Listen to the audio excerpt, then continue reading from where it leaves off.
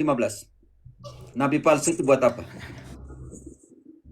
Serigala berbulu domba. Ya, tapi ya segala bohong, tapi dia buat apa ayat 21-nya?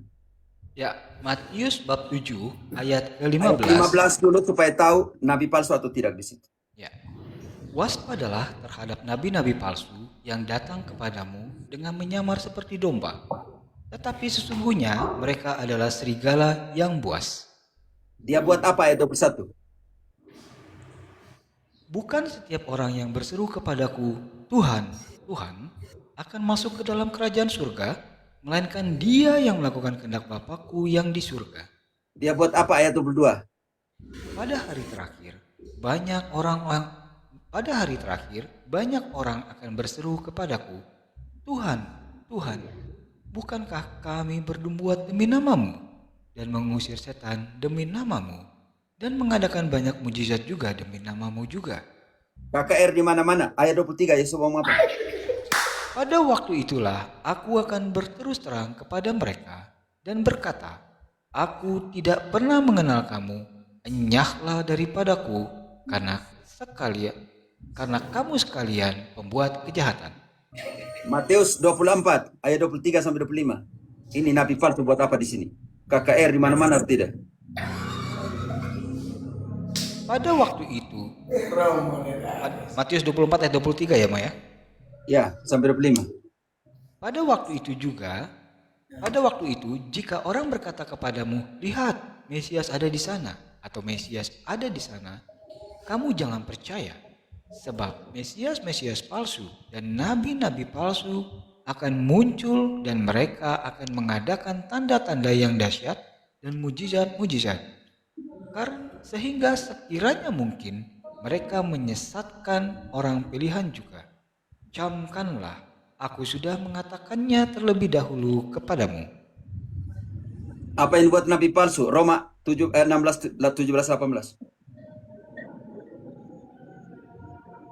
Roma 16 ya, 17 ayat Ayat 18. 18. Mulut manis. Tetapi aku menasihatkan kamu, saudara-saudara, supaya kamu waspada terhadap mereka yang bertentangan dengan pengajaran yang telah kamu terima, menimbulkan perpecahan dan godaan. Sebab itu hindarilah mereka. Sebab Kenapa? orang-orang demikian tidak melayani Kristus, Tuhan kita, tetapi melayani perut mereka sendiri. Dan dengan kata-kata mereka yang muluk-muluk dan bahasa mereka yang manis, mereka menipu orang-orang yang tulus hatinya. Ajar yang membuat perpecahan karena perut membuat perpecahan. 1 Timotius 6 ayat 5.